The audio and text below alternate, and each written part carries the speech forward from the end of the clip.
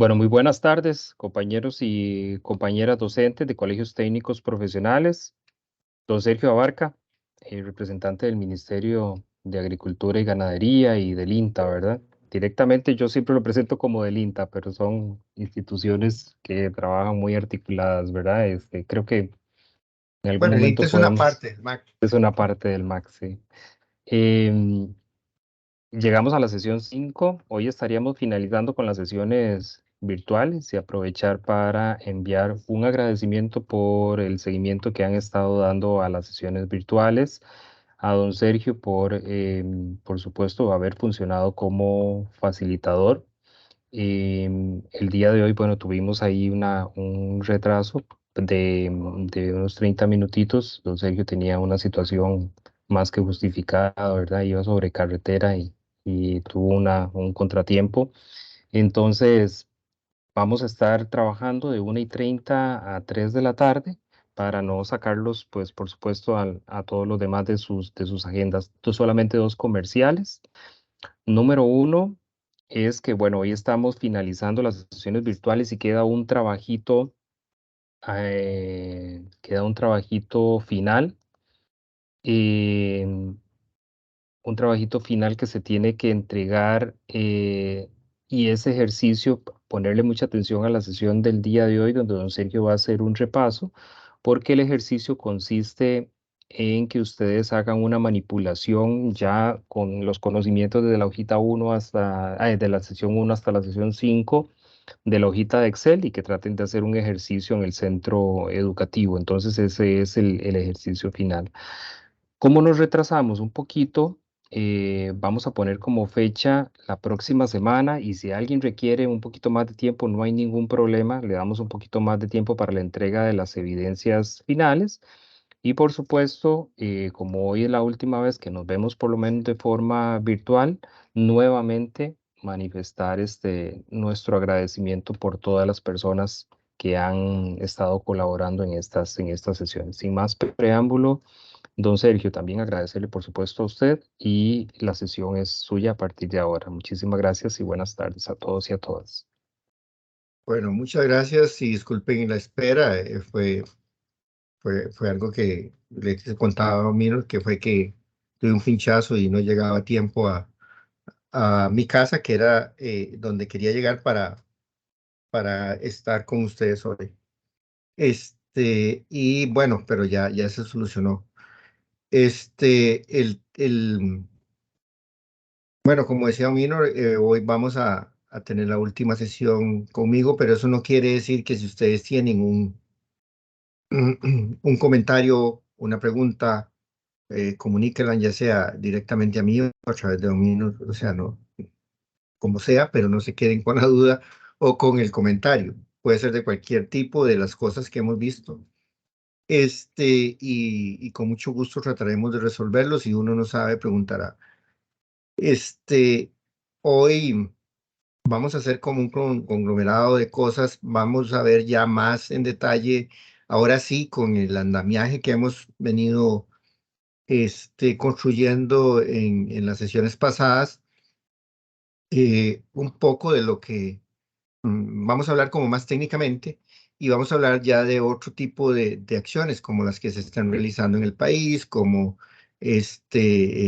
cómo se hacen en los proyectos, porque ya tenemos un conocimiento previo que nos permite pues solventar todo el problema de herramientas metodológicas. Entonces, que era más o menos lo que hemos estado viendo en las tres sesiones, porque la primera también era como conceptual.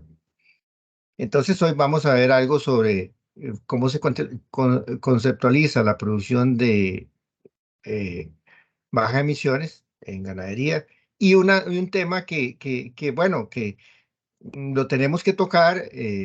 Mm, yo le había pedido a Jorge Segura que estuviera hoy aquí, pero bueno, no podía porque también tenía otro compromiso. Entonces, voy a hablar un poco del tema de la adaptación al cambio climático en el tema de la ganadería, cómo la vemos. Y esto es bueno porque hemos hablado solo de la parte de mitigación, que es la reducción de gases de efecto invernadero y las remociones de carbono. Entonces, hay unas láminas sobre ese tema. Esto ya lo habíamos visto, no es nuevo, es solo como decía Domino y asentaba yo, que era solo como un repaso.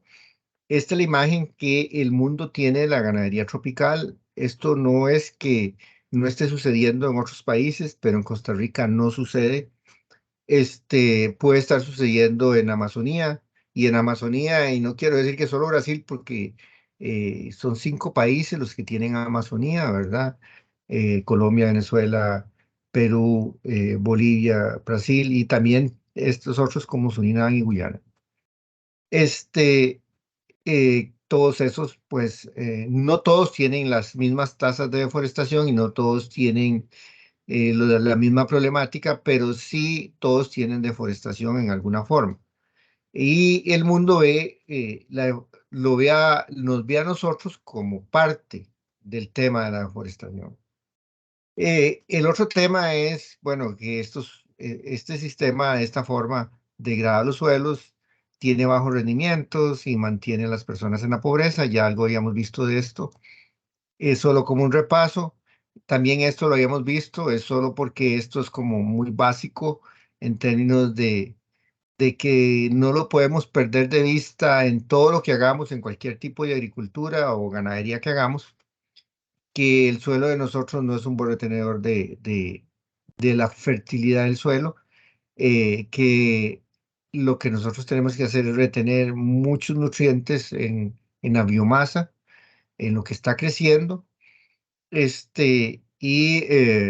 Porque si pensamos en el suelo, no retiene los elementos por la alta precipitación que tenemos, no importa que estaríamos en un sitio como La Cruz, donde llueve 1800 milímetros, que es uno de los sitios más secos del país, pero cuando llueve, llueve muchísimo, 1800 milímetros en cualquier otra parte del mundo también es muchísimo en el año, ¿verdad? Acumulado.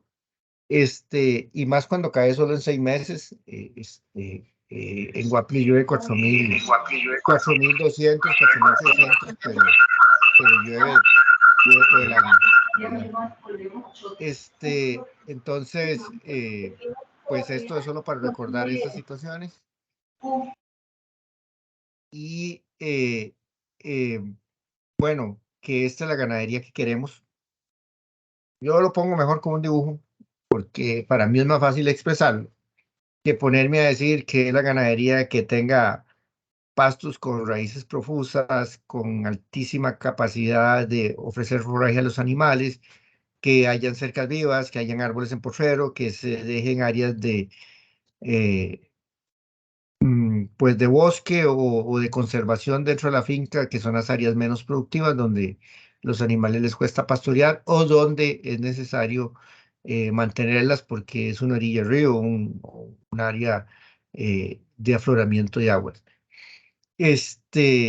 Y bueno, y que este tipo de ganadería, pues es la más adaptada al cambio climático, mantiene una buena carga animal, que eso es algo de lo que es la forma más plana de ver producción y productividad, o más sencilla. Bueno, favorece la economía circular y el trabajo rural en la medida que suceda esto y mantiene y fomenta la biodiversidad, porque en un paisaje como pues va a haber mucha dinámica de intercambio de flora y fauna natural. Ya habíamos hablado algo de las cercas vivas, que son como especie de corredores biológicos estructurados. Y bueno, algo de lo que, solo también para estar recordando, eh, de lo que aportan los árboles en pastura, es que no aportan tanto como nosotros creíamos. Recuerdan, aportan del 0 al 10% de las remociones de carbono de una finca. Es bueno tenerlo. ¿Por qué no aporta tanto? Porque la mayoría de la madera que estamos utilizando hoy en Costa Rica es de árboles en pasturas, es de árboles en potrero, como le dicen en otros momentos. Y entonces, esos árboles normalmente se están cortando. Ahí el tema es que la tasa de reposición de los árboles es muy alta y eso favorece que siempre hayan árboles, pero que no haya una buena adicionalidad. Este, el otro tema, que este es el grande, los bosques aportan del 30 al 80% de las remociones de carbono, que la mayoría de los bosques de las fincas ganaderas tienen bosques o bosquetes muy fraccionados en algunos casos y que sabemos que de 18 a 28 hectáreas hacia abajo las fincas tienen prácticamente no tienen bosque porque tienen que usar todos sus terrenos para producción, pero en fincas a partir de 28 hectáreas empieza a haber pues, bosque y entre más grande la finca pues se maneja más bosque. Es el principal removedor de carbono que tienen algunas fincas, eh, las de, las de cría. Y bueno, que un tercio, en Costa Rica más o menos un tercio de la finca produce servicios ecosistémicos de coberturas boscosas y que ahora no hay que ver el bosque como una cosa improductiva, que es una cobertura más de la finca, y que ya cumple roles ecosistémicos por sí mismo como bosque, como banco de biodiversidad, como remoción de carbono, como recarga acuífera, ¿verdad? Entonces ya vemos que el bosque tiene un rol que antes no es que nunca ha existido, siempre ha existido, más bien es que antes no lo visualizábamos de esa forma. Este, mm, que carbono en suelo es como el tesoro escondido de las remociones, no se ve y entonces cuesta hablar de él. Este, y, eh, pero que las fincas que entran en un sistema de manejo de pasturas adecuado, como el pastoreo racional, digo yo racional, y como una vez les comenté, ese es el chiquito que sí, que toda la gente quiere ser papá de él, ¿verdad?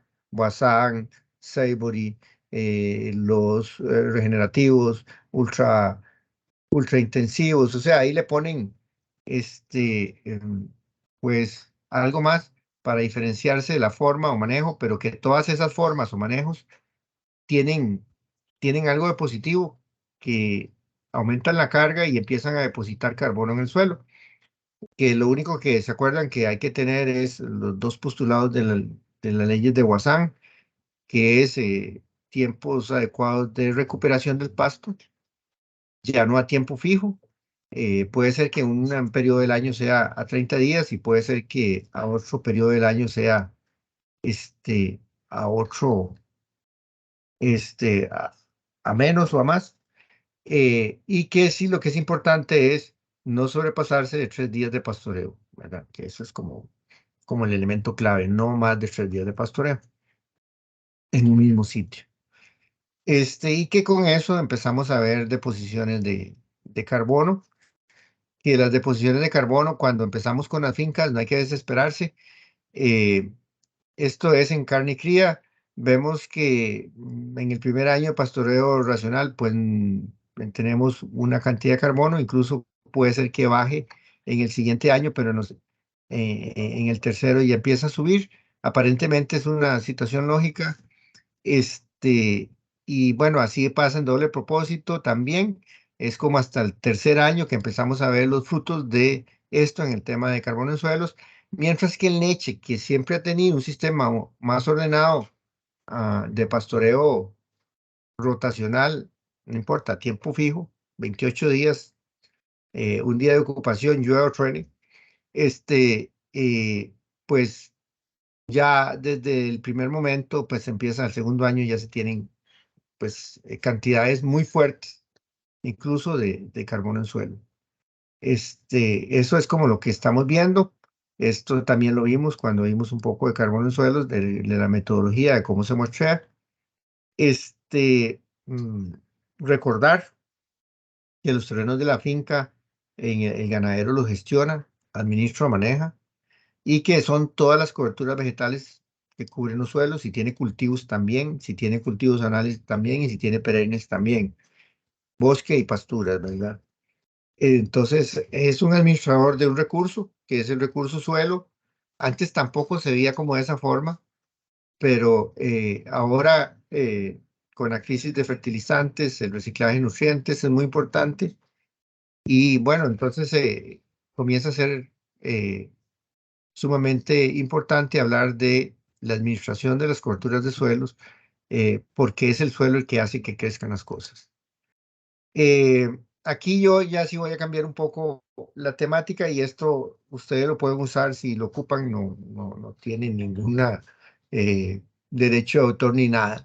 Eso solo para hacerlo de una forma fácil, principalmente ustedes que son educadores. Es, bueno, ¿qué hemos visto así como a grandes rasgos? En el tema del manejo del ciclo del carbono en las fincas. Al final, nosotros desde el punto de vista técnico, ya como un nivel profesional, lo que estamos viendo es, está bien el manejo de los productores, de las coberturas, del pastoreo racional, pero en sí la dinámica biológica o biogeoquímica que está pasando en la finca, no la hemos tocado. Y entonces, hoy tenemos oportunidad de hablar un poco de eso. Lo tocamos en el primer día, pero como muy general, como muy conceptual, básico, y ahora lo que pretendemos es como reafirmarlo. Bueno, una pastura mal manejada emite más carbono del que captura y retiene en el suelo. Por eso no es carbono neutro, ¿verdad? Por eso tiene bajo rendimiento. Realmente lo que estamos haciendo es gastando los nutrientes del suelo, especialmente el carbono y el nitrógeno, y cada vez hay menos carbono y nitrógeno en el suelo y menos también fósforo, potasio, magnesio y otros elementos, pero estos dos, nitrógeno y carbono, son los que nos tienen, pues como en este curso, y, eh, y bueno, y el CO2 es el problema del calentamiento global, es el principal gas de efecto invernadero por su cantidad, por la cantidad que emitimos. ¿Se acuerdan? Hay otros gases como el metano y el óxido nitroso que tienen otros potenciales de calentamiento global que son más altos, pero que se emiten en menos proporción. Y bueno, eh, ¿cuánto CO2 podemos pasar de un almacén como el de la atmósfera al suelo en un sistema mal manejado? La forma o el canje se hace a través de la respiración de los organismos vivos del suelo y de los pastos y de los árboles y de los animales a través del ciclo de Krebs. Y en el tema de las remociones, la única forma que tenemos cuando trabajamos con sistemas naturales y casi que con los sistemas artificiales no lo iguala, es la fotosíntesis, es la forma de capturar CO2 a través de la luz eh, por las hojas de las plantas y realmente lo que tenemos que hacer es tener muchas plantas fotosintetizando.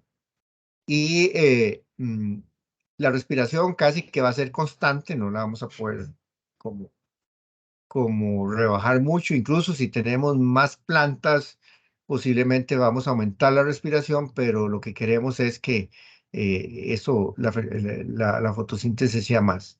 Siempre la fotosíntesis va a tener un elemento energético neto positivo con respecto a la respiración, y eso es lo que buscamos. En un sistema como este ya no, ¿verdad? El sistema como este ya está todo degradado y ya ahí no, el sistema neto es en contra de la fotosíntesis. Cada día hay menos plantas, cada día crecen menos, cada día está más compactado el suelo. Y ese es el sistema de degradación. Normalmente lo podemos ver en cualquier finca. eh, Compactación del suelo alta, ya sea que usemos densidad aparente, ¿se acuerdan? Entre más alto el valor de densidad y si es arriba de 1 gramos por centímetro cúbico, pues ya hay compactación, pero también lo podemos hacer con penetrómetro, ¿verdad? Con penetrómetro tenemos que ir a buscar como un lugar muy duro y un lugar muy suave para saber si hay compactación, y lo que medimos es la resistencia a la penetración bueno, igual en pulgadas cuadradas, en pulgada cuadrada o en centímetro cuadrado. y en pascales normalmente, es una medida de presión. Eh, Don Sergio, Señor, ¿le puedo hacer una consulta sí, claro. antes de que avance más diapositivas? Usted puede devolverse, creo que es una diapositiva. Disculpe que lo haga, que se devuelva. No, creo que es otra, la que está atrás de esta. Vieras que me llamó la atención que, bueno, hablando siempre de que es siempre actividad bovina, me gustaría saber si esos valores que están en esa tabla, que son tan diferentes entre un propósito y el otro, son estándar o pertenecen a algún estudio, vea, porque hay, no sé si tal vez mi ignorancia en el tema me hace como observar algo que tal vez es muy obvio, pero mi pregunta son dos, tal vez dos orientaciones. Uno, si estos datos son estándar o pertenecen a un estudio específico que se hizo en algún momento. Y dos, si realmente existe una justificación para que esto sea en esos valores. Gracias, don Sergio. Muchas gracias por la pregunta, porque sí tiene razón usted, no mencioné eso. Estos son, bueno, la cantidad de masa, ¿se acuerdan? Es en toneladas por hectárea a 30 centímetros de profundidad en las fincas de medición, reporte y verificación de la NAMA, que son alrededor, en este momento, son alrededor de unas 700 fincas, pero aquí no hay datos de todas porque aquí solo hay datos de las fincas que tienen consecutivamente al menos 3 datos hasta el 2021. Entonces son alrededor de unas 250 fincas en general. No me acuerdo las proporciones de cada una de los propósitos o de las actividades, pero no, más bien es del tema real, de lo que hemos podido encontrar en base al muestreo que hacemos nosotros en el Ministerio de Agricultura. Como le digo, aquí hay alrededor de 250 fincas porque son las que tienen 3 registros consecutivos.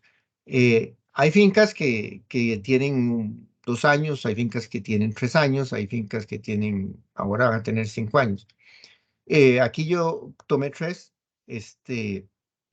años porque están completos, porque el año pasado tuvimos como un break porque un equipo de laboratorio nos falló y la UCR que nos pasamos no tenía la capacidad de procesar la cantidad de muestras que nosotros ocupábamos, y entonces se ha retardado casi un año en los resultados del laboratorio.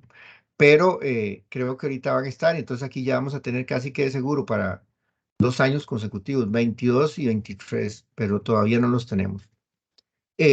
Entonces es en ese sentido, es de las 200, aproximadamente 250 fincas eh, que realmente tienen ya 3 años de seguimiento con estos sistemas y que eran fincas, por decirlo así, malas, como esa lámina que estábamos de donde nos devolvimos, ¿verdad? Es como en ese sentido. Y lo que vemos, y son datos de aquí, es lo que está pasando. eh, mm, y esos datos de la NAMA, que esto como va a irse enriqueciendo, cada día hay más, o sea, más bien cada año va a haber más fincas, va a haber más fincas y más cantidad de años de las primeras fincas, que nos interesan mucho porque son en el tiempo. Estas son fincas en el tiempo. Este, de aquí de Costa Rica, el NAMA empezó con su medición, registro de verificación en el año 19 y ese es el año base, por eso es este dato. La segunda medición, teníamos esto y la tercera medición es esto. ¿Se acuerdan que las diferencias, lo que llamamos adicionalidad, entre este y este es negativo, entre este y este ya es positivo? Pero aquí en leche lo que observamos es que inmediatamente al año siguiente es una cantidad exagerada. Ya después no tanto. Y bueno, y las letras lo que indican es que estadísticamente no hay diferencias entre esos dos promedios cuando son iguales. Y cuando son diferentes es que hay una diferencia altísima, ¿verdad? Y que leche desde el primer año es diferente a estos otros dos propósitos, o actividades, porque es lo que mencionaba hace un rato. es que leche ya desde que inició la leche hace 70 o 100 años en Costa Rica, inició con un sistema de pastoreo en ese momento rotacional, ¿se acuerdan? Más o menos un día de ocupación y 30 días de descanso de los porceros. ¿Por qué era fijo? Porque había posibilidad de comprar abono, ¿verdad? Entonces, una forma de hacer crecer a la fuerza el pasto es echándole abono y a los 30 días está listo. Pero cuando ya no usamos abono, y el pasto va a depender mucho del ciclo eh, de las estaciones, épocas y lluviosas que tengamos. Entonces, por eso es mejor hablar de racional y empezar a variar esos ciclos de pastoreo de acuerdo a la época del año y la cantidad de forraje que tengamos. Más o menos es eso, Mino, pero muchas gracias porque sí son datos del MAC, son datos del Ministerio de Agricultura, recogidos mm, para, para prácticamente esta ocasión y para una publicación que va a haber en una revista que se llama Horizonte Lechero de la Cámara de Productores de Leche, que no sé cuándo saldrá, que nos la pidieron sobre el avance, porque ellos están muy interesados en esta última columna, son los productores de leche, y ellos ya han tenido ofertas de pago de servicios ambientales por carbono en suelos, y entonces querían como hacer un poco de propaganda de que eso puede convertirse en algún dinero extra para la finca también. Gracias, don Sergio. Este, Voy a adelantarme donde estábamos. Estábamos aquí, que realmente en estos, aquí es extracción de nutrientes del suelo, extracción de carbono de la respiración del suelo. Ya hablábamos un poco de las características que tienen estos, estos sistemas. Y hay uno, el cuarto, que tal vez quedamos ahí, es que estos sistemas tienen a la inversa lo que nosotros predicamos, por decirlo así. Periodos cortos de rebrote cada 15 días, cada 22 días, cada 2 semanas, ponerles el ganado, y hasta que se coman todo el pasto y quede hecho un peladero, se sacan los animales a otro porcero. Eso no es lo que queremos, ¿verdad? Sí está bien que quede muy bajo el pasto, eso sí, pero que después hay un buen periodo de rebrote y que el periodo de pastoreo sea muy corto para no compactar el suelo. Bueno, ya con solo, sin importar la especie de pasto, lo que hemos visto es que con solo ordenar el pastoreo, puede ser no sé, en Jaragua, que ya no se usa mucho en Guanacaste, o en Ratana, en el Atlántico, que también no se usa mucho, pero es un pasto muy persistente, o en los naturales, que nosotros le llamamos naturales, que son los Axonopus, y los Paspalum, eh, que trajeron los españoles hace muchísimos años, que son los de la plaza, es la mejor referencia es los zacates de las plazas de fútbol son axonopus. Y esas especies son de bajo crecimiento, son muy persistentes, pero también responden a un manejo. Con solo mejorar el manejo de los periodos de descanso y recuperación, se observa un incremento de la biomasa del pasto y se observa que ya empieza a haber un aumento del carbono en el suelo. Pero tal vez no a los niveles que queremos, ¿verdad? Todavía. Pero ya aquí, ya la fotosíntesis comienza a ser mucho más gruesa, mucho más importante que la respiración, ¿verdad? Y por eso hay un excedente de carbono que se está saliendo de este almacén, que lo estamos pasando a a través de un manejo de la pastura, eh, tal vez no tan fuerte como queríamos, pero ya se observa que hay una compactación aún, pero moderada, ya estamos alrededor del 1 gramo por centímetro eh, cúbico, y ya hay un crecimiento de los forrajes medio, o sea, que ese medio es como el potencial de ese forraje que es muy bajo, ¿verdad?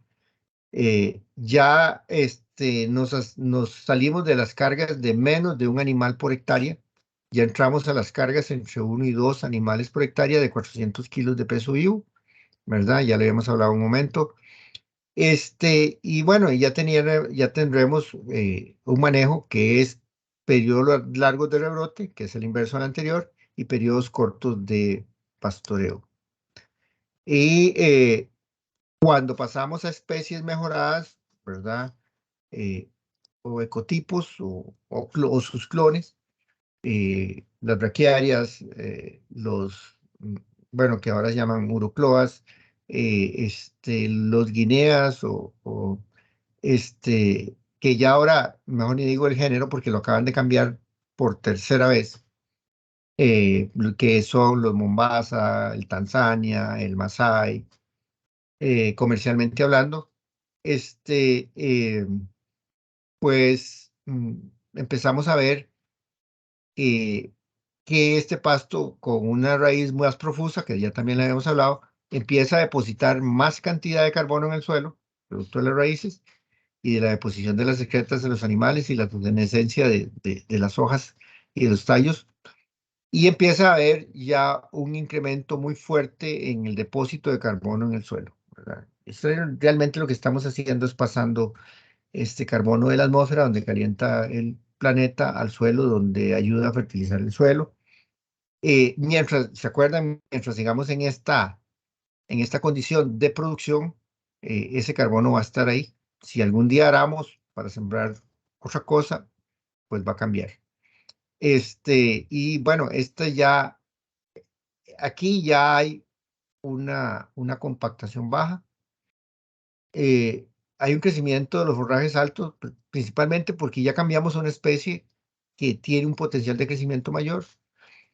Hay cargas más altas, ya pasamos del nivel del 2 a 3 unidades animal por hectárea. Hay periodos largos de rebrote y periodos cortos de pastoreo, como una cosa que ya se internalizó en el sistema, ya cualquier colaborador de la finca lo sabe, el dueño lo sabe, cualquiera que tenga que manejar los animales sabe que no pueden durar más de 3 días en un mismo sitio. Y empezamos a ver la presencia de árboles dispersos en finca, eh, de los árboles que lograron permanecer durante el periodo de establecimiento de estos pastos mejorados, porque estos pastos mejorados también son muy alelopáticos y cuando sembramos un arbolito, prácticamente lo ahogan, ¿verdad? Ahí también hay que entrar a otro tema que es la investigación de qué tipo de árbol y de qué estadio de crecimiento del árbol es el que podemos pasar a una plantación de braquiaria de cumbens o de braquiaria de ictonebra o de braquiaria brisanta, porque realmente estos pastos crecen con una vigorosidad tremenda y pues van a ahogar ese tipo de arbolitos en el primer año. Ya después ya no hay problema cuando el árbol ya tiene 1 metro o 1,5 metros. Ya habíamos hablado algo de cuando hablamos de los árboles que no medíamos los árboles menores de 8 o 10 centímetros de edad. Por esa razón, ¿verdad? Y menos de 2 metros de altura, porque no sabíamos si iban a prosperar. Eh, y bueno, y ya tenemos pastos mejorados. En este sistema, la fotosíntesis es muchísimo más alta que la tasa de respiración de todo el sistema finca, de todo el sistema pastura, incluso con los animales. Y entonces empieza a haber un sobrante de carbono en las plantas, en las raíces, en los tallos, que pues se va tratando de incorporar al suelo. Hay más biodiversidad biológica de microorganismos en el suelo también, más lombrices, más escarabajos y más bacterias y hongos, que también favorecen mucho el tema de la descomposición de la materia orgánica y son los que hacen que se mantenga en el tiempo la fertilidad del suelo, que era lo que pasaba en el bosque. O sea, lo que estamos haciendo es como una simulación de lo que pasaba en el bosque. Y bueno, eso es más o menos el tema en términos de que lo tenemos que ver como la relación entre fotosíntesis y respiración. Recordarles, bueno, como ahora se le está dando tanto al tema de carbono en suelos, y cuando se hace un manejo, estas eran de fincas, es un estudio bueno, que se hizo con la Cámara Nacional de Productores de Leche. Ellos han venido muy activamente estudiando el tema la deposición de carbono en el suelo, se tomaron un grupo de 8 fincas en 2 regiones del país, en la región del macizo Barba, Poás y en toda esa parte, y en el macizo Turrialba-Irazú, que son cuencas lecheras especializadas de altura, y se tomaron las 8 fincas más viejas. El productor quisiera participar. Se tomaron fincas como La Giralda, con 106 años de pastoreo de sus suelos, y otras de 70, 80 años, hasta donde se pudo recabar información dentro de gente que ha mantenido familiarmente las fincas.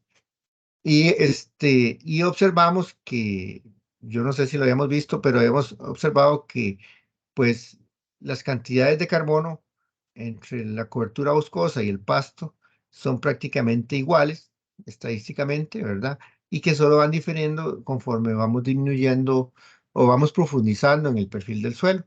Y lo que hemos hablado, yo creo que en un momento, es el tema que el carbono sí es diferente, ¿verdad? Los árboles o los bosques tienden a tener menos carbono 13, y los pastos tienden a tener más carbono 13. ¿Se acuerdan de los 3 isótopos de carbono? El 12, el 13 y el 14. El 14 es el de la datación para los paleontólogos. El 13 es muy raro, pero es un poquito más abundante que el 14.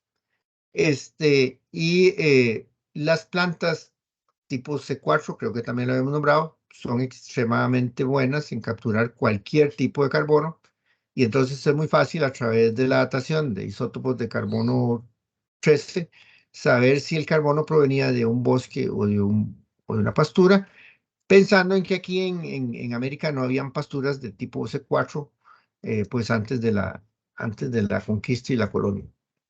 Y así pasa en toda Latinoamérica, bueno, en la parte tropical de América Latina. Y bueno, vemos que a una mayor profundidad, pues realmente la única diferencia es el de isótopos de carbono, que al final es como lo mismo, pero que cuando se manejan incluso estas fincas con pastoreo rotacional a tiempo fijo, que ya dijimos que era una versión del pastoreo racional, pero muy obligada en el tiempo de descanso. Sin embargo, fueron muy buenas las cantidades de carbono observadas, y no se encontró diferencias significativas con respecto al bosque. Esto ya lo habíamos presentado, nada más es recalcarlo, y esto es cuando ya metemos una especie con alta cantidad de raíces, pues la cosa cambia radicalmente, ¿verdad? Entonces, Sergio, señor. en esa lámina anterior, para que no se nos vaya mucho, qué interesante y es el tema. Voy a ir específicamente a los dos últimos, 60-80, 80-100, porque puede ser que, igual que lo mencionaba anteriormente, que hay una explicación muy lógica, pero estamos hablando de que bajo una cobertura boscosa vamos a tener un sistema radicular mucho más profunda. Sin embargo, los valores de carbono orgánico pareciera que están al revés, ¿verdad? Diría yo, porque yo Ajá. esperaría que el bosque a profundidades mayores, por una cuestión de penetración, vaya a tener un mayor componente, pero ¿existe alguna explicación para eso? Sí, O sí, sí. esa es Si usted, mi... bueno, usted Gracias. tiene toda la razón, primero. Es como usted dice que sucede. Eh, el bosque a profundidades de 1 metro más comienza a tener más carbono, pero en este caso de esta investigación no salió así. Y yo lo comenté ahora que estábamos trabajando en las faldas de los volcanes Poás, Barba, Irazú y Turrialba. Y resulta que esas fincas eh, han sufrido de las erupciones de los volcanes, bueno, esos suelos, mejor, recientes, y reciente en términos de erupción, 100 años no es nada, ¿verdad? Este, pero aquí hay unas fincas que alteraron mucho este estudio, que después con otro estudio, con otros dos estudios que no traje aquí, son muy particulares y muy bonitos, y los podemos ver en otra ocasión. este, Se comprueba por qué sucede eso que usted está diciendo, Mino. Es por las erupciones. Resulta que en la erupción del 63, que es una de las más recientes fuertes del volcán Irazú, en una de las fincas muestreadas había 8 metros de cenizas que cayeron en ese sitio. 8 metros de ceniza que depositó el volcán en el año 63. Se podía encontrar troncos de árboles, pero no de raíz, sino de tallo, enterrados. Eh, por la erupción del volcán. Entonces, esto aquí realmente no es que no existe, es que no existió, es que había que hacer otro estudio como entre 20 años cuando ya los árboles terminaron de crecer para ver si aquí ya hay árboles con raíces a esa profundidad. Resulta, por ejemplo, eso es muy interesante y a veces por eso estas cosas es como un traje a la medida. Yo no sé cuántas personas de las que me están escuchando conocen el Parque Prusia. En las faldas del volcán Irazú está como a 2.700, 2.800 metros sobre el nivel del mar. Ese Parque Prusia era parte de una finca que se llama Prusia. Ahora hay una finca ahí antes de la entrada del parque que se llama Nueva Prusia, que es de una de las herederas del señor que donó la otra parte. ¿Por qué donó la otra parte? Porque era un desierto. Y eh, él y otros ganaderos, junto con el Estado, con una cosa que, bueno, una institución que se llamaba Defensa Civil, después del 63 poblaron esa área de árboles que no son originarios del bosque, en ese caso casi de páramo, nuestro. Son sauce llorón, eh, otro tipo de sauces. Hay una serie de árboles que se pegan muy bien en otros climas, pero que en ese clima también, que por altitud da, se sembraron. Entonces, es algo interesante porque estas fincas son las que habían mantenido, independientemente de todos esos sucesos. Así pasó con el Poás, incluso en el Poás a 60 centímetros. Y lástima que no traje las diferencias entre los macizos, que también están, prácticamente ya no hay raíces porque hay una colada de lava es como una piedra negra, ¿verdad? Como una lámina de piedra negra, y ya para ahí abajo, entre 60 y 40 centímetros, ya no crece nada, y de ahí, pues ahí solo árboles extremadamente viejos, y eso es lo que está sucediendo. Tal vez no es el mejor ejemplo por esa razón, pero para que pues, ustedes dicen, este es para salir del paso, que está diciendo eso porque Don Minor tiene razón. Lástima porque también se los puedo mandar a otro trabajo de una tesis de licenciatura de una persona que hizo un trabajo excelente aquí en una finca de la Universidad de Costa Rica en Turrialba, y resulta que la represa de Angostura es un hueco que hubo que hacer artificialmente. Entonces, imagínense en que se vertieron más o menos 4 metros de altura por 28 hectáreas de materiales que se sacaron para hacer el hueco de la represa. Y la parte, entonces, ustedes pueden pensar, bueno, las primeras partes del hueco, que eran las partes fértiles del suelo, se quedaron muy abajo, a 4 metros de profundidad, y las últimas partes del hueco, que no sé cuánto tendrá el embalse, quedaron arriba. Y ahí no crecía absolutamente nada. Entonces eso se lo concesionó el ICE a la Universidad de Costa Rica, donde hizo una estación experimental que se llama Finca La Feima, en Atirre de Turrialba. Y entonces la universidad hizo 3 partes, una parte de agricultura para los estudiantes. O sea, ese es un buen sitio para ir a aprender agronomía, porque usted siembra ahí, siembra en cualquier lado. Otra parte la dejó de regeneración natural enriquecida, o sea, pues, sembró algunos árboles, pero no muchos, y otra la sembró de pastos. Y después de 22 años se hizo ese trabajo de tesis, a 1 metro de profundidad también, y se observa claramente lo que dice Don Minos. Eh, el bosque secundario, que de la parte que se dejó de bosque enriquecido, eh, la parte fuerte de carbono está de 40 centímetros para abajo, y en pastos la parte fuerte está en los primeros 30 centímetros.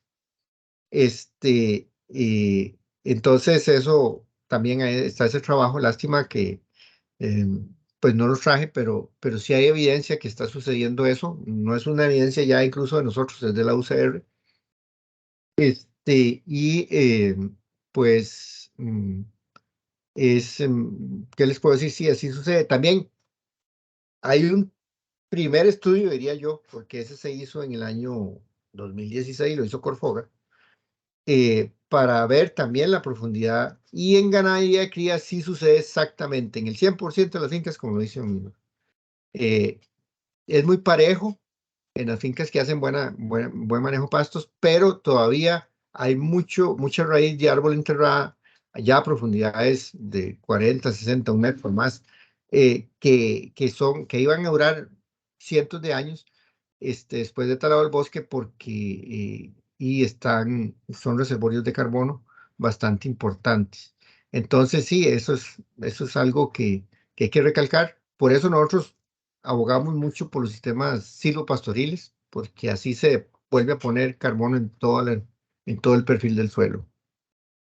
No sé, Domino, si quedó algo más o menos claro. No, no, excelente, excelente. Gracias, Pero usted José Luis. tiene razón. Espero no lo Gracias, puse, pero lástima, pero usted tiene razón. Aquí gracias. volvemos otra vez. Vean, volvemos aquí a 10 centímetros. Un inicio, después. Hay otro tema. En esto del suelo, bueno, para mí es fascinante. Pero este es un estudio que comenzó un grafólogo, compañero nuestro del INTA, hace varios años. Este estudio actualmente tiene 13 años en estudio y aquí faltan como 2 secciones más eh, para próximo tiempo. Y él empezó mostrando a 10 centímetros. En ese momento no había un estándar internacional. Y empezó a observar que la única forma de que el suelo se descompactara era que creciera. El suelo crece hacia arriba, uno siempre muestra de arriba hacia abajo. Entonces, si va a mostrar siempre 10 centímetros y el suelo creció, entonces ya no muestra 3,7 centímetros porque muestra para abajo 10 centímetros. Y aquí ya no muestra 8,4, solo 10. Pero realmente lo que ha pasado es que el suelo se ha ido, diría yo, como esponjando, como haciendo una esponja de raíces, y la única forma que tiene de compactarse es hacia arriba. Y se puede decir que entonces también hay formación de suelo, ¿verdad? Con estas especies, ¿verdad? Que ya vimos que tienen esa virtud pues, depositar mucho carbono en el suelo.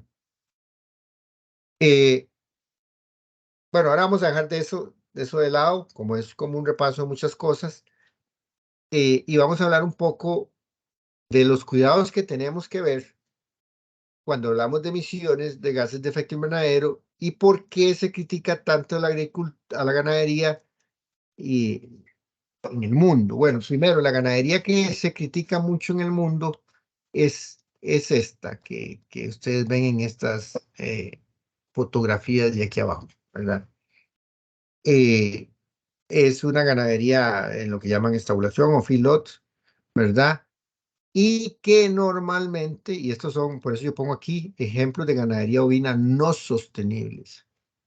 Este, y esto es lo que sucede en otras zonas ecológicas, no en nuestro país, con prácticas de producción diferentes y escalas económicas diferentes a las nuestras. Porque vean aquí, 30,000 animales, ¿verdad? Es más o menos en 9 hectáreas. Eso es una atrocidad ecológica y animal también. O 300 animales, por ejemplo, en una lechería, solo vacas en producción. Este, y tienen esta proporción de gases de efecto invernadero, casi la mitad es metano. Nosotros nos dicen, uy, pero es que la de nosotros es más del 90% metano, ahorita lo vamos a ver, por eso es que yo diría que hay que esperarse. Esto es lo típico, tienen mucho es, mm, óxido nitroso, un 23%, nosotros es prácticamente un cero. Cuando hay plata, compramos un sequillo de abono. Y tienen mucho CO2 fósil porque hay que usar mucha maquinaria para repartir a los animales, para sembrar el grano, para cosechar el grano, para secar el grano. Nosotros, si acaso, tenemos pues la moto para ir al pueblo, ¿verdad? Y esa factura se la metemos a la finca o al caso una motoguaña, una maquinaria abismalmente ínfima en términos de consumo de CO2 fósil, de gases, de gasolina o diésel para CO2 fósil.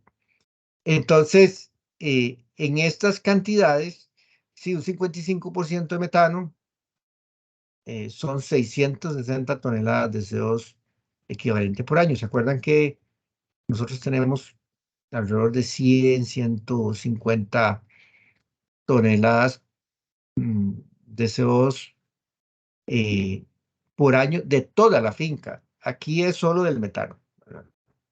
O aquí en una finca como esta es el 55%, son 16.000 toneladas, ¿verdad? Eso serían, o sea, una cantidad, eh, eh, por lo menos 16 o 20 fincas de nosotros con todo, y aquí es solo el metano, ¿verdad? ¿Se acuerdan? El metano es un gas de vida corta y los otros son de vida larga.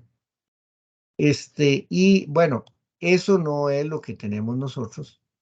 eh, en las fincas. La ganadería de nosotros es muy diferente. Y ahora eso es lo que vamos a ver.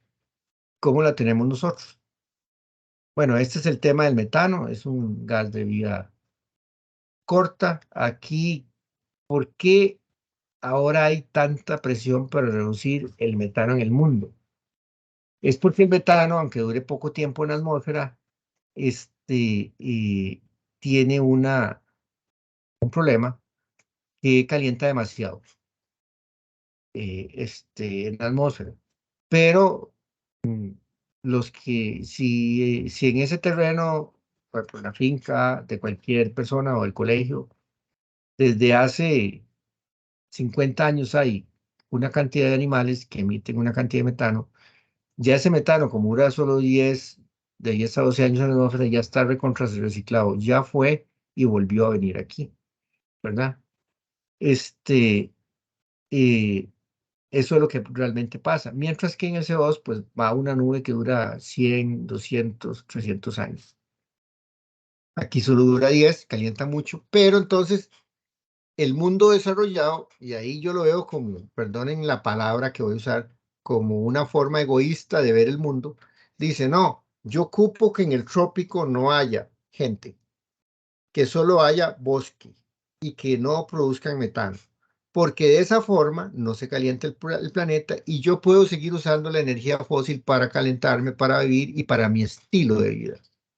Eso es básicamente lo que está pasando, ¿verdad? Entonces, le dicen a las agencias de cooperación de los países desarrollados de la parte noroccidental del mundo, vayan a esos países a decirles que tienen que reducir el metano, que tienen que poner más bosques, que tienen que acabar con la agricultura, y ojalá que no se reproduzcan también para que haya menos gente, y que siembren más palos, porque yo ocupo que ellos me limpien todo el CO2 y todos los gases en esas zonas que yo ocupo para seguir viviendo.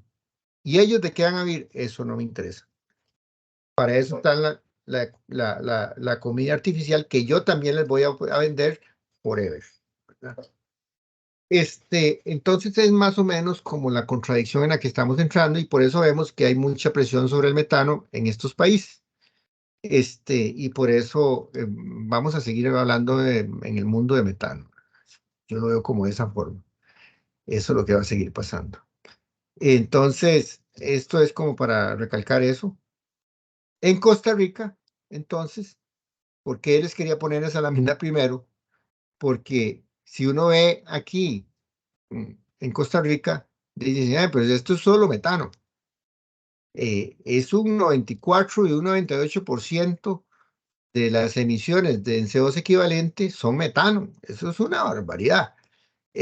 Contra un 55 de aquellos, sí, pero es que no es lo mismo un 96% de metano de, de, de, de 6.000, no me acuerdo cuánto era, pero de 16.000 toneladas, que un 96 de casi de solo 7 toneladas de metano o solo 8 o 9 toneladas de metano, ¿verdad?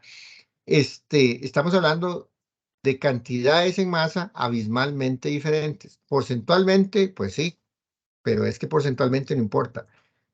¿Y por qué yo les traigo esto hoy? Bueno, ya tenemos un andamiaje, como dije yo, y es porque así mucho asunto mediático, noticioso, a veces malintencionado, sobre la ganadería para, pues por lo que les digo, se quiere acabar la ganadería de este lado del mundo para que no haya metano, no es para que el mundo se enfríe, es para que no se caliente más, mientras los otros usan CO2. Es lo mismo que está pasando con Níger, donde Níger el 90% de la gente no tiene luz, pero, pero Francia extrae el 40% del uranio para sus, para producir la luz en la ciudad de la luz, que es París, de Níger, ¿verdad? A través de energía atómica. Entonces es parecido. Sigan ustedes sin luz porque yo ocupo alumbrarme, ¿verdad? Más o menos es como en ese estilo y eso es lo que se está viendo en el mundo, ¿verdad? Y por eso, y el metano, porque es un gas que es de vía corta, pero que es muy calorífico, 21 veces más que el CO2, ese es con el que se ataca, ¿verdad? Es el segundo más importante. Pero ustedes pueden ver que entonces no estamos con fincas de 300 animales, estamos fincas en leche, estamos con fincas de 66 animales. Este, eh, Estamos viendo que los gases de vida larga, esos que duran calentando como desde el primer día hasta que se deshacen dentro de 100 o 200 años, de solo el 4%, ¿verdad? Muy poco. Y en carne, pues estamos hablando de no de 16.000 animales, sino de 68 animales o 53 animales, que son los que tienen los productores de nosotros. Y prácticamente no producimos nada de gases de vida larga, como les digo, la motoguaña y los orinos de las vacas. Entonces es muy diferente. Por eso hay que hablarlo en masa, no tanto en porcentaje, porque si no se puede malinterpretar el asunto. Las fincas de leche están alrededor de 151 toneladas de CO2 equivalente por año, y las fincas de carne alrededor de 183 toneladas, ¿verdad? Que aporta el metano. Y por eso el metano es tan importante, pero desde ese punto de vista. Ahí, Domino, ahí está el número de fincas, no se ve, está en negro, pero este dato es de 126 fincas reales, de las de MRV, y este dato es de 468 fincas, de las que el Ministerio de Agricultura tiene y que mide todos los años. Este, mm, bueno, aquí es más como para decirles eh, el metano, seguir un poco con el metano. Como ya sabemos que el metano es como más del 90% de la emisión de Costa Rica, de las fincas ganaderas en Costa Rica, y que hay mucha presión sobre el metano, y que esa es la presión sobre la ganadería, pues ese es solo un repaso eh, de, de otro momento del NANAMA. Y aquí yo lo que quería hacer era alusión a que estas 8,74 toneladas de metano, eh, bueno, esos son como 10 minutos de la guerra de- perdón, se me está agotando la batería y no la tenía conectada, eh, de la guerra de Ucrania, de un artefacto como un tanque o un avión. Entonces, es muy muy bajos los niveles. Y aquí es para producir alimentos, allá es para matar gente, ¿verdad? Metano siempre va a ser como el gran problema. Y ustedes pueden ver, las cantidades aquí son muy pequeñas en masa, toneladas por año, y en porcentaje, pues sí representan mucho, y eso puede traer a confusión. Eh, y cuando los periodistas, cuando se acerca noviembre, cuando vienen las comisiones de las partes de la Comisión Marco de Cambio Climático de Naciones Unidas, donde todo el mundo va a un sitio importante a reunirse, empiezan a hablar y normalmente hablan en porcentaje y no hablan en toneladas por año, y eso es porque a las personas les es más fácil el tema de toneladas. Y aquí es solo para que ustedes, no, perdón, esta no es, se me fue. Bueno, ya no. Ahora tengo que este, seguir para pasar todas, pero creo que creí que la tenía ligada con esa. Este, eh, con el tema del metano y bueno, es muy importante el metano, va a ser, y para nosotros es muy importante, los otros gases prácticamente no se producen. Somos como una ganadería donde la única emisión fuerte que tenemos es metano, es muy baja, pero porcentualmente se ve como muy alta. Este es un tema en relación a, a productividad, es una variable de productividad. No me acuerdo que yo les haya dado algo de esto, pero ya ahora podemos hablar más tranquilamente de esto. Eh, Cuando empezamos con ANAMA hicimos una especie de pacto con el sector ganadero, era de que no íbamos a decirles que dos cosas, ni aumentarle los costos de producción, ni reducirle los rendimientos, y que si había que tomar una decisión era aumentar los rendimientos de producción. Entonces, una variable que es lo mismo para leche, para carne o para darle el propósito de la carga animal en unidades animal por hectárea, ¿verdad? Una unidad animal para nosotros es 400 kilos de peso vivo, y todos los países que están en menos de una están deforestando. O sea, la única forma de crecer en cantidad de animales y producción es eliminando bosque. Los países que ya han superado la barrera del uno ya normalmente no deforestan y se consideran buenos, pero nosotros ya rompimos la barrera del 1 al 2, ya estamos arriba de 2 unidades animal por hectárea en las fincas NAMA. En el censo agropecuario estábamos como 1.4 y hemos crecido. En octubre van a salir otros datos de la encuesta ganadera que indican que aún seguimos creciendo, ahorita lo vamos a ver, en carga animal. Y el modelo que usamos es un modelo que se llama el modelo de Mott. Mott fue un ecólogo de pasturas que vivió en Estados Unidos, ya murió, y en el año 1960 estableció este modelito aquí, aunque este es como, lo tomé de otro autor, mm, pero el modelo es el de Mott, ¿verdad?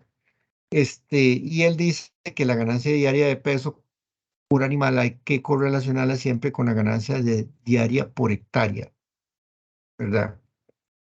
Ambos en gramos. Entonces él dice, bueno, que dependiendo de las unidades animal, de este peso, esta va a ir disminuyendo, y esta pues va a ser esta curva donde en los pastos nuestros anda alrededor de 3 unidades animal. Aquí 3 unidades animal a puro pasto. Si ya yo le empiezo a dar concentrado, un gallito, pasto corta, esto me puede aumentar, ¿verdad? Pero, que en el año vamos a andar en un rango entre 2 y 4 unidades animal.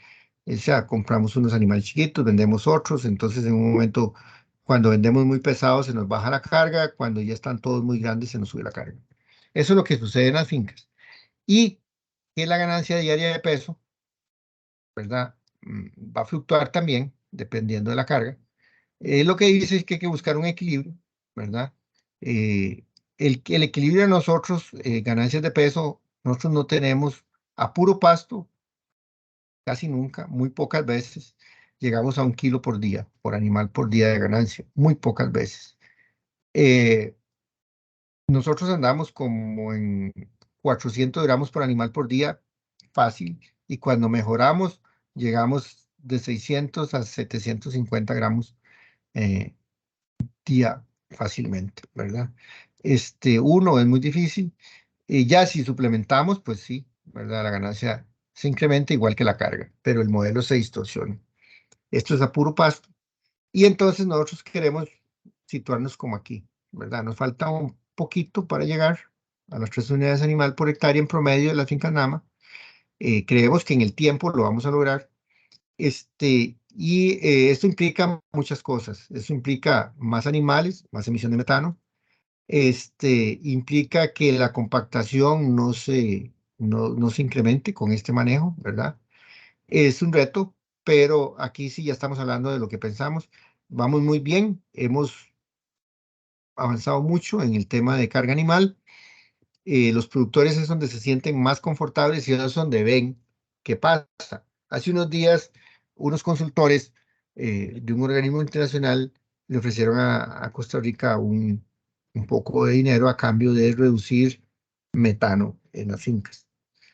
Y entonces pues yo fui muy, bueno, no sé, creo que todos en Costa Rica les habían dicho lo mismo y yo seguro les dije lo mismo que le habían dicho los otros. Mire, metano, reducción de metano es prácticamente imposible. Si yo le mejoro a un productor las pasturas y tenía un animal por hectárea y le empieza a sobrar pasto, ¿qué hace ese señor? Comprar más vacas, y comprar más vacas significa más emisión de metano. Y le vuelve a sobrar el pasto, vuelve, ya entonces no compra tal vez más vacas, se deja más terneras. Y ahí va, ¿verdad? Este es el patrimonio del productor. Entonces, ¿cómo vamos a decirle al productor que no puede tener más vacas si le sobra el pasto? Que le tiene que echar herbicida y sembrar árboles. Y él quedándose viviendo como pobre. Con más vacas puede mandar el hijo a la universidad, puede mejorar su nivel de vida, puede mandar a los hijos a la escuela, o sea, puede hacer un montón de cosas más. Y no lo podemos condenar solo porque otros ocupan que nosotros no emitamos metano para que ellos sigan viviendo como viven. Es que además, si es que ellos también estuvieran haciendo un sacrificio, no decimos nada. Y bueno, ese era como el cuento de ese momento. Y todo eso tiene que ver con esto, que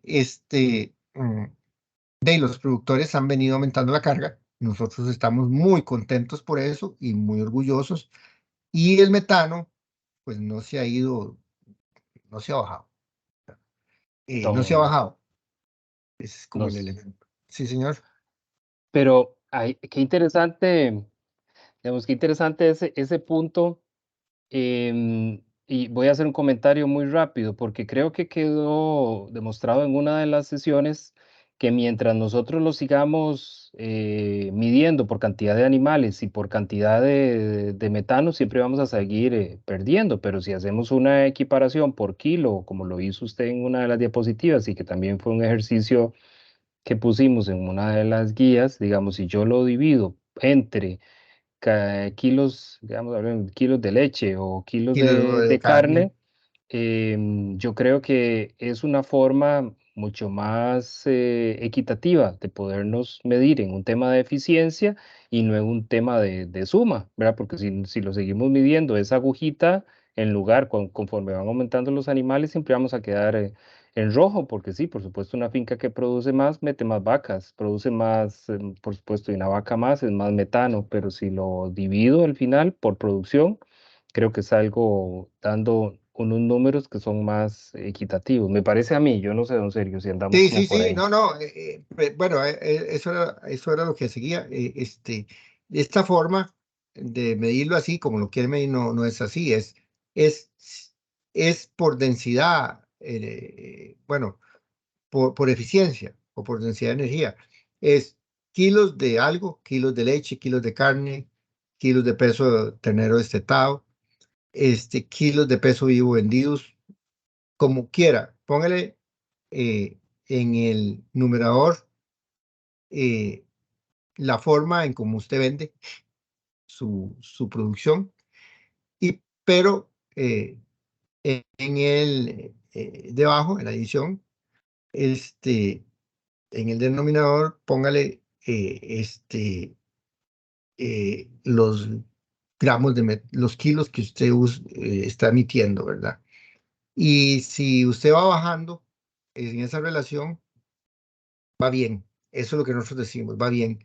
Usted está produciendo alimento para más gente sin aumentar por unidad de producto la emisión de metano. Así es como hay que verla. Y bueno, esa es como una controversia de todos los días. Mucho del trabajo mío es como en ese sentido. Es que es mediante una mejora de la eficiencia como podemos eh, no reducir el metano, sino no crecer más en metano, que en eso sí estamos de acuerdo. No me van a decir que reduzca, porque yo no le voy a decir a un productor que si puede sacar, que si hoy saca 100 kilos de leche y puede sacar 200 porque mejoró, yo no le voy a decir que no puede. Yo le voy a decir qué dicha, porque con las mismas vacas, usted duplicó la producción. O sea, con la misma cantidad de metano, usted está sacando más leche. Esa es la forma de verlo. Muchas gracias, Domino, pero sí, esa es la forma de verlo. Esa forma es la que nos conviene a todos los países pues del mundo tropical, ¿verdad? Y ahí nos dejan vivir, ¿verdad? Aumentar la producción, tener seguridad alimentaria, no depender de recursos externos y ahí sí podemos hablar de por lo menos cada vez reducir más la emisión por unidad de producto y no aumentar la totalidad de la emisión de metano. Eso es lo que más o menos estamos haciendo. Y este ejemplo que viene aquí es de lo que se ha hecho y de lo que yo digo que todos los costarricenses podemos estar orgullosos y los ganaderos o los que estiman la ganadería son productos de el bagaje ganadero, del gremio ganadero en alguna forma, pues mm, está ha hecho. Nosotros éramos uno de los países en los años 70 y 80 más deforestadores, una tasa de deforestación tremendamente alta. Y casi todo el país llegó a ser de las 5.100.000 hectáreas que somos, 2,5 millones llegaron a ser porreros. Y pues en estos años atrás, como a partir del 95, con las leyes de protección ambiental, empezamos a ver que la ganadería empezó a reducirse eh, y que las áreas boscosas empezaron a aumentar. Por supuesto que esto es una contracción de la actividad, eso no hay duda. Esta otra línea que sigue es como el hato ganadero empezó a reducirse casi paralelamente con la reducción de hectáreas. ¿Se acuerda? Una hectárea, un animal. Pero a partir de estas nuevas técnicas de producción, vemos que el hato ganadero en población se empieza a recuperar y, y no es contra el bosque, más bien es amigo del bosque. Y bueno, lo que hemos visto ya en la parte técnica es, bueno, qué indicadores productivos se han venido aumentando. Esto es pegar censos, ¿verdad? Pegar varios, esta pegada de censos. Y lo que estamos viendo es que, bueno, en menos área, por eso ha aumentado la carga animal, eh, tenemos más ganado, volvimos a repuntar en número de animales, en población animal. Ya vimos que en unidades animal vamos muy bien, es muy elevado, o sea, es, excelente, unidades animal por hectárea, cabezas por hectárea, que es como realmente lo miden los censos, porque no tienen formas de saber cuánto pesa un animal. Es lo mismo, por eso son paralelas. Y la reproducción que ha mejorado. Ojalá, todavía estamos mal, vean, en reproducción apenas hemos pasado el umbral del 50%, o sea, eh, tenemos que tener un poquito de menos, bueno, como dos vacas, el 50% es dos vacas, una parida y otra vacía. Ojalá tuviéramos una parida y otra preñada. Eso significa como un 70% de reproducción. Dos paridas en un año, 100% de reproducción, de dos. Dos de dos, 100%. Una parida y otra pues embarazada, con un 70% de reproducción.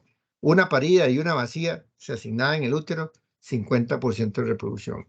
Y entonces sí hemos visto que ha mejorado estos parámetros, pero ha mejorado también, pero no en el nivel que queremos que mejore. ¿Qué significa este? Significa que, bueno, los animales, una vaca para que produzca leche se ocupa un parto. O un ternero para vender de una finca de cría, pues se ocupa que haya un parto para poder vender el ternero. Entonces, si tenemos que tener muchos animales improductivos o por largos periodos de improductivos, vamos a tener muchos animales, pues sí, están produciendo una cosa, metano, ¿verdad? Ya sabemos. Pero es mejor tener los animales produciendo metano y produciendo leche y no solo metano.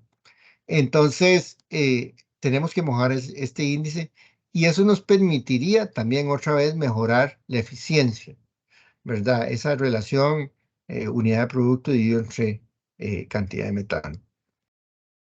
Y bueno, eso lo hemos hecho. Bueno, no es todo el país, ¿verdad?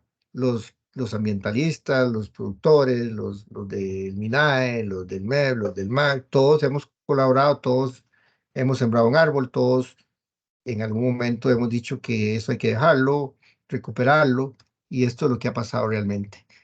Este, uno de los temas pues que yo les dije que había que tocarlo como muy someramente, que no me parecía bien no dejarlo, es el tema de la adaptación. Hemos hablado en estas sesiones mucho del tema de la mitigación, gases de efecto invernadero, remociones, emisiones.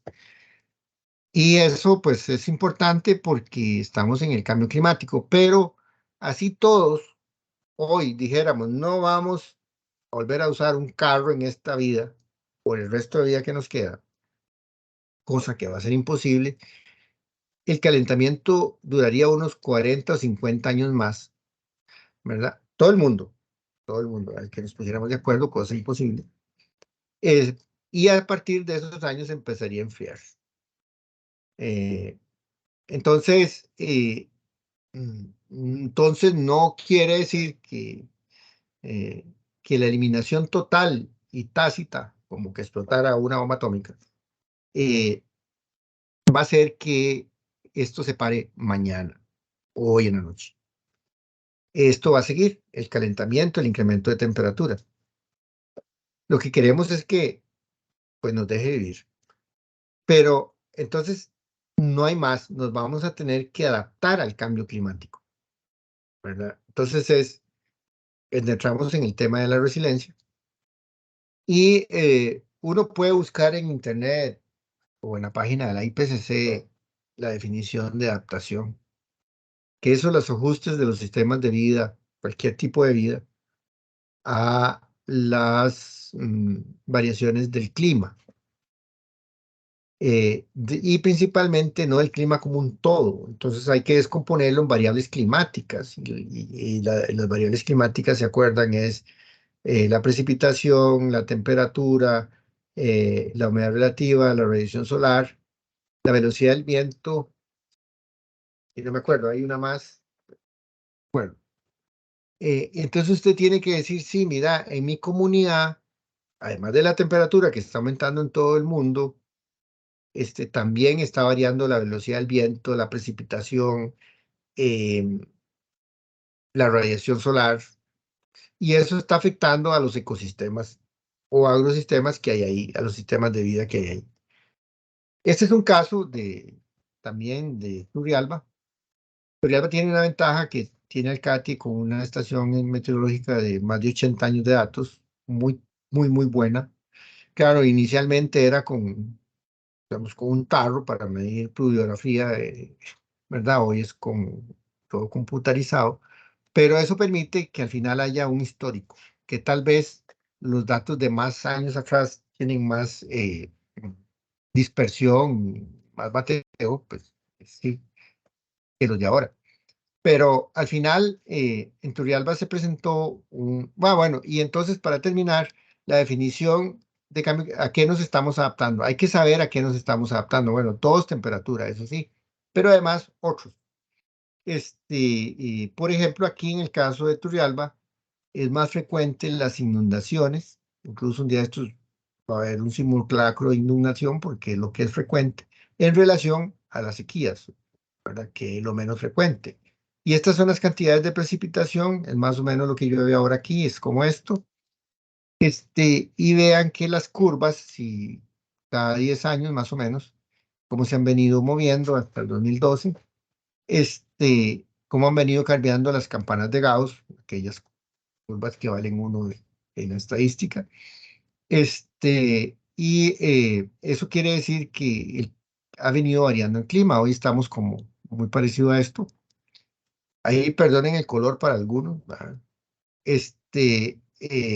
Pero bueno, llueve más, entonces hay más frecuencia de que ocurra esto. Resulta que en Santa Cruz de Turrialba hay una cuenca lechera de pequeños productores de leche que hacen queso, o sea, de quesero realmente. Y ellos han venido con un problema en la niña, ¿verdad? Vamos para el niño, va a ser en otro lugar, va a ser en Guanacaste el problema. Y ellos tenían este problema de que ya se les hizo como una norma a partir del 99 los efectos de la niña. Cuando hay niña hay decreto de emergencia aquí, ya el gobierno dice, bueno, pero es que una emergencia no es que suceda cada 2 años, ya eso es una normalidad, ya eso es una norma, no es una emergencia. ¿Qué pasa? Bueno, aquí hay un niño que los afectó también y que también declararon emergencia. Pero lo que pasaba es que se vuelve muy húmedo el sitio de esa zona, es alrededor del volcán Turrialba, y las vacas en pastoreo total y permanente, pues se morían, no daban leche, y yo digo, esta vaca aquí, en este barrial, eh, donde no hay que comer, solo barro, lo que da es lástima, no da leche. Estas vacas aquí, lloviendo torrencial afuera, pero ellas refugiadas, en las horas que llueve, no todo el día, pues estas vacas dan leche, aunque llueva mucho afuera, ¿verdad? Hubo que hacer mucha modificación de manejo y ellos hacen invernaderos de plástico, no para estabular las vacas, sino para refugiar las vacas.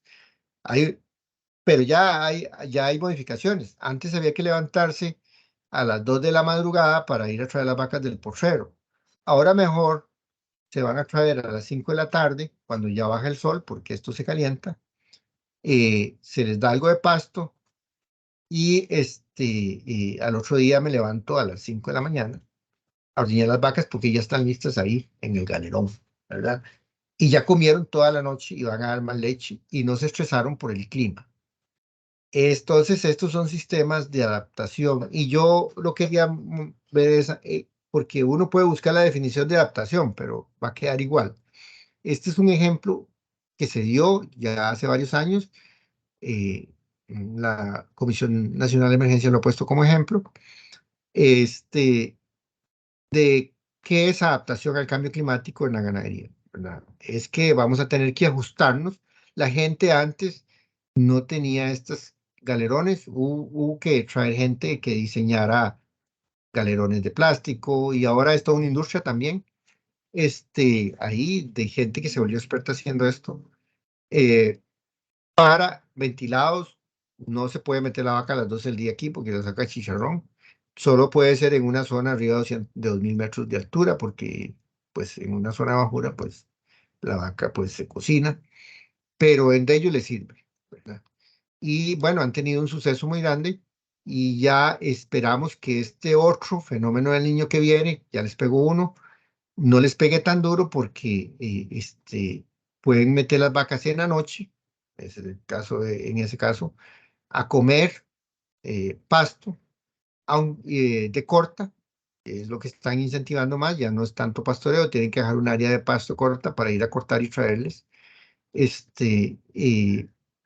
y en el día salen a pastorear las vacas, ¿verdad?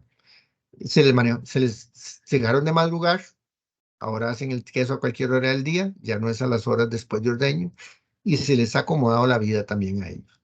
Y esto es porque aquí la niña, cuando hay niña, en estos meses pasaban unos diciembres muy jodidos porque se incrementaba mucho la precipitación, ¿verdad? Es lo que pasó en todos estos periodos, pasó esto.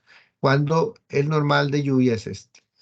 Y entonces aquí está muy ligado a que estas curvas que son más cantonales, esta es como muy local. Y vemos que entonces hay que ajustarse a eso. Puede ser que en otro sitio haya que ajustarse a otra cosa. Y por eso, no sé si les comenté que la adaptación es como un traje a la medida, es para la comunidad, para la actividad, esta específica. Puede ser que en la otra comunidad a 10 kilómetros ya no sirva eso, hay que hacer otra cosa. Y por eso nadie habla de, como se habla de mitigación, ¿cómo se mide el metano en una vaca? Factor de emisión por número de animales por 10, por 21. ¿En dónde? Aquí en la China y en todo el mundo. Y la mitigación, la adaptación, no, eso es en cada lugar. Y entonces no hay una receta, ¿verdad? Eso es lo que les quería como decir. Hay una definición, pero es media ambigua. Eh, Tengo más ejemplos pero no los traje en cultivos, porque bueno, no hablamos de eso. Y ahora es, bueno, ustedes que están en una situación más de formar gente, este, tenemos que tomar en cuenta mm, la escala en la que vamos a trabajar en el tema de cambio climático en adaptación. La escala de una región, de un entorno productivo. eh, Después, ¿qué variables vamos a identificar como las que vamos a tratar de mejorar, ¿verdad? Para que haya resiliencia al cambio climático. El biotipo animal, que ese es otro caso específico en la gente de Puriscal, por ejemplo, bueno, en la región central-sur, los cantones del sur del Valle Central. Bueno, infraestructura adecuada, ya les dije, en Santa Cruz de Turrialba sirven los invernaderos para albergar ganado, no para estabular. Pero esos invernaderos en Guanacaste, a 10 metros sobre el nivel del mar, en Nicoya, sería como una chicharronera de vacas, ¿verdad? Y ahí hay que usar otros sistemas. eh, y bueno, la conservación de forrajes, si es que eso se va a hacer, silos, ensilaje, pasto corta, cómo voy a alimentar las vacas, la reproducción de las vacas, que ya vimos que es una cosa que hay que mejorar, y el impacto ambiental. Entonces, ya eso es como a nivel del terreno de la finca. Y ajustes que podemos hacer en el tema de la de la opción para adaptarnos o ser más resilientes, son animales resilientes al clima, ya vamos a ver un poco de eso. ¿Y qué es un animal resiliente al clima? Bueno, que aguante más las temperaturas, que sea más resistente a ectoparásitos, ¿verdad? Tenemos un problema conforme se va calentando los pisos altitudinales, en el caso nuestro, que es lo que tenemos, la garrapata, por ejemplo, va subiendo. Antes no había garrapata en las zonas de 2000 metros y entonces las vacas Holstein podían vivir bien, no les daban anaplasma, pero la garrapata es el transmisor de la anaplasma y esas vacas son altamente susceptibles. Si se empieza a calentar todos los pisos altitudinales, pues ya les empieza a dar más. Eso ya está ocurriendo. El otro tema es, si no sé si se lo han oído, es la reinfección del gusano granador. Teníamos 20 años de no tener gusano ordenador. Ya hay cientos y resto de casos en Costa Rica y mil y resto en Panamá. Eh, Era un proyecto de erradicación del gobierno de Estados Unidos para Centro y Norteamérica, para poner un tapón en el tapón de Darién precisamente, con los migrantes venezolanos que cruzan el tapón de Darién, que traen perros y animales también para comer, vienen infectados de gusano ordenador. Un clima más húmedo y más caliente hace que hizo que se esparciera eso rápidamente en Panamá y ya nos están llegando a nosotros de nuevo. Y bueno, hay otro tema con los animales, ya lo habíamos hablado una vez, muy someramente, así como muy tocado, es que tenemos que tener animales que les guste comer los forrajes de nosotros y que tengan habilidad para pastorear. no que pasen paradas esperando concentrados, sino que tengan que ir, como dirían, a pulsearla al potrero, ¿verdad? Y que en esas condiciones de clima sean fértiles, que no disminuyan su tasa de reproducción por el estrés en las que se van a someter. Bueno, ya hablamos mucho de las pasturas, ya no voy a hablar más de eso porque hemos tocado mucho el tema. Y prácticas que aumenten el reciclaje de nutrientes, los biofermentos, los purines. Eso ayuda en el tema de la resiliencia, a tener siempre buenos forrajes. El bienestar animal, buscarlo. Aquí los árboles juegan un papel importante como sombra, como termorreguladores eh, de los animales y procurar buenos consumos y buena calidad alimenticia. Son como cosas generales de la adaptación que tenemos que buscar. No podemos descuidar ahora la diversidad y la reducción de plagas y advences, como les decía, hay otro elemento. Las advences son las malezas, ahora ya no se les dice malezas, son plantas que no deberían estar bueno, están mal ubicadas, o plagas, ¿verdad? Y de erupción que están apareciendo nuevas, como la del gusano granador, que no son biodiversidad, ¿verdad? Se convierten en problemas. Ya como ya hemos hablado, en metano, ya lo hemos mencionado mucho, no incrementar los gases de efecto invernadero y aumentar las absorciones de carbono, ¿verdad? Y no incrementarlas significa no incrementarlas porque vamos a ser eficientes, como lo decíamos ahora, unidades dividido entre gases de efecto invernadero entre metano, principalmente. Para el tema de adaptación. Entonces, antes se hablaba mucho de raza. ¿Qué raza vos tenés? Yo uso la Jersey, yo uso la Husky, yo uso el Brahman, yo uso el Angus. Bueno, era como en ese sentido. Ahora es mejor decir, bueno, sí, las razas existen, pero hay que ver los biotipos que nos sirven. ¿Qué es un biotipo? Es un animal con un grupo de características que combinadas mejoran su nivel de confort. Un animal se tiene que sentir bien donde va a producir y su eficiencia productiva para un propósito, leche, carne. Don Sergio, Eh, Señor, nada más recordarle y ahí la disculpa de la observación, el tema tiempo, ¿verdad? Que andamos ahí un ok, poquito ya cercano a las 3. cerca, Gracias. ok.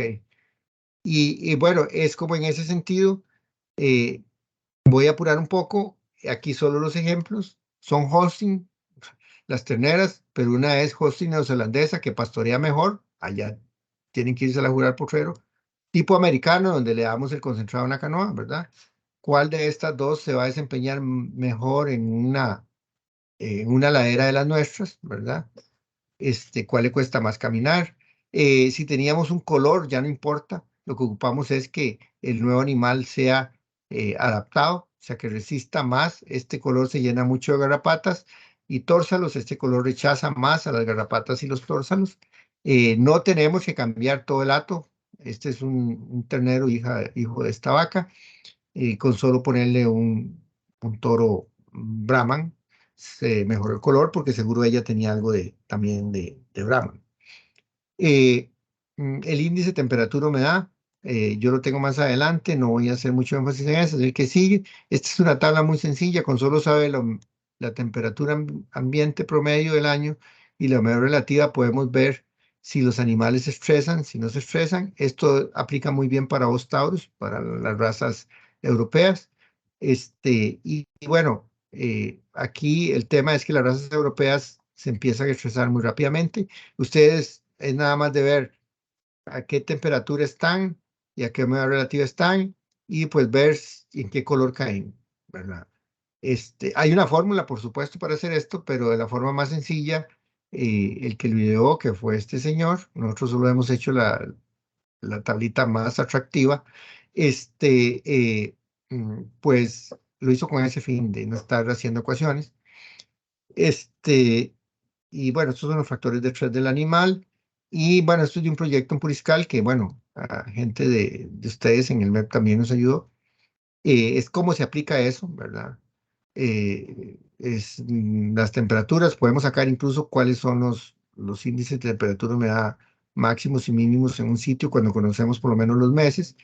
Y este es Turruares de Puriscal, bueno, esta zona de llanuras de ahí. En esas llanuras de ahí se quería poner vacas de este tipo. Hubo todo un proyecto de inducción genética para hacer un híbrido entre estas y ¿verdad? Que ha sido exitoso y ahora ellos producen leche con animales que suben y bajan, que comen pastos de los de nosotros y que no se estresan tanto por el calor. Eso es como lo que se trata en adaptación. Hay que recordar que los animales, los tauros ancestrales, los que se quedaron ahí, que fueron seleccionados con el tiempo, son muy buenos. Aquí hay un ejemplo, romosinuano, para producir menos metano por los forrajes que comen. Pero estos son animales que si no hay pasto, ramonean una hoja de poro, una hoja de maná negro, que siempre lo están haciendo, que balancean su dieta con los forrajes tropicales que hay. Y aquí están los genes para mejorar, ¿verdad? Por eso estamos como en el tema de la hibridización. Eh, no tenemos, estos genes se han perdido mucho, están en el rescate de esos. Eh, También se están haciendo muchas pruebas de qué animal digiere mejor la comida que se le ofrece. Bueno, esto se hace con estos sistemas de fístula ruminal, donde se le meten diferentes pastos a los animales en el rumen y se les sacan a diferentes tiempos. Y aquí es un ejemplo de una investigación, no es nuestra, es de otro, es muy vieja también, de que, bueno, como decía mi abuela, el que es buen pobre come de todo y siempre se engorda. Este es el caso del Brahman, que también, pues, un animal cebú que tiene características de adaptación. Y vean que aún cuando son no suplementados, un Hereford y un Brahman, aquí el Hereford a pastos tropicales, pues los digiere menos y el Brahman los digiere más. O sea, es un mejor animal para esta zona. Lo mismo sucede con las vacas de leche. Este es en el Catie. Ellos tienen todas estas razas, pues, cruces, como todo el mundo viene cruzando. Este cruce Sahiwal es un cebú africano que tiene condición lechera como el Gir, ahora aquí. Y cuando les dan solo pasto, las vacas Jersey, traídas de Wisconsin, eh, si no hay concentrado, no producen leche, ¿verdad? Produce metano y entonces es lo que pasa aquí. Las vacas Jersey, si es a este tipo de pasto, van a producir más metano que ya una vaca Jersey cruzada con un cebú, que es este Sahiwal, o incluso un triple cruce donde ya se le vuelve a poner otro genes de buena producción, pero que mantienen los genes de resistencia, ¿verdad?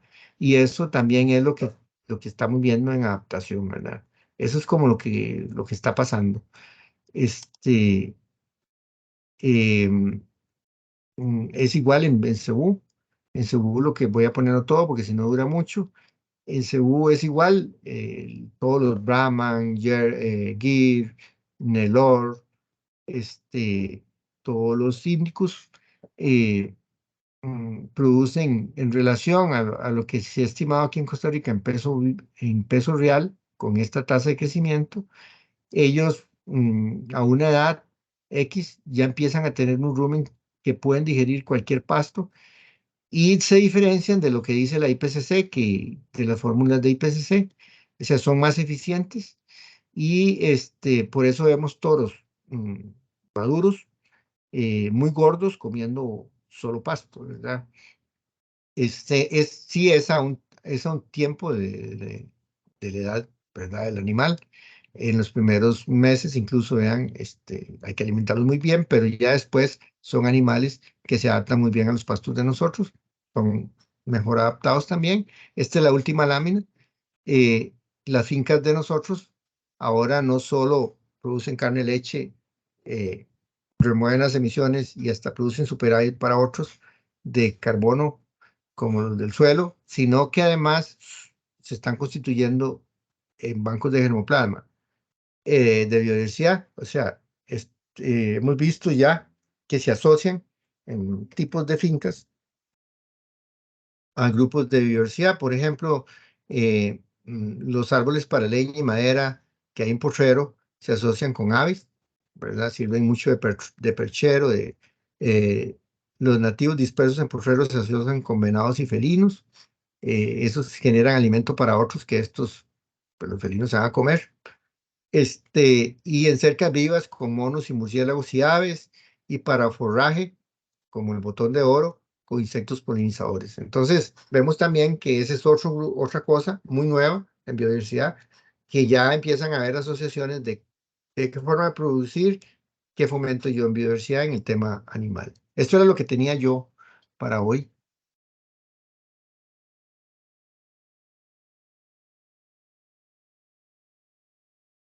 Don Sergio, muchísimas gracias. No sé si hay alguna pregunta de los compañeros. Un bonito repaso, ¿verdad? Y con datos muy actualizados y estudios muy recientes, que yo creo que ustedes están generando muchísima información y agradecerle que los comparta con nosotros, ¿verdad? Porque yo creo que son datos muy, muy valiosos, ¿verdad? Vamos a ver si hay alguna consulta y si no iríamos cerrando. Em, Agradecerle el trabajo de las 5 sesiones, don Sergio, una vez más, muy exquisita su presentación y muy llena de datos recientes y muy nuevos. Y yo creo que eso es importante. Siempre la gran demanda en la academia es estar cerca de donde se está produciendo el dato, ¿verdad? La información. Un comercial para los compañeros y le voy a dar después la palabra para que cierre, don Sergio. Nos quedan 2 cosas entonces para los que no escucharon al principio. La guía de trabajo a distancia y además se les va a mandar una ficha que corresponde al trabajo final. Agradecerles a todos y a todas y le doy la palabra a don Sergio para que haga el cierre, no sin antes darle un agradecimiento tanto a él como a sus jefaturas y a las instituciones que representa. Muchísimas gracias, don Sergio. Bueno, Minor, igualmente muchas gracias a ustedes por invitarme. Para mí es fundamental estar con ustedes, porque ustedes son los formadores. Eh, la educación en Costa Rica es algo extremadamente buena y sin educación no podemos hacer esto. Bueno, tienen esa responsabilidad que también yo la veo como muy grande, y agradecerles a ustedes eso de haberme oído, seguramente muy cansado también por la voz, pero para mí ha sido muy agradable estar con ustedes en estos días. Y bueno, gracias también, como dijo Mino, a las autoridades del MEP, pero también a las autoridades del MAC que nos permiten hacer esto, ¿verdad? Que Sí. realmente nos permiten hacer esto. Muchas gracias. Muchas gracias y buenas tardes. Un abrazo a todos y que tengan un bonito fin de semana. Bueno, hasta luego. Buenas tardes, muchas gracias.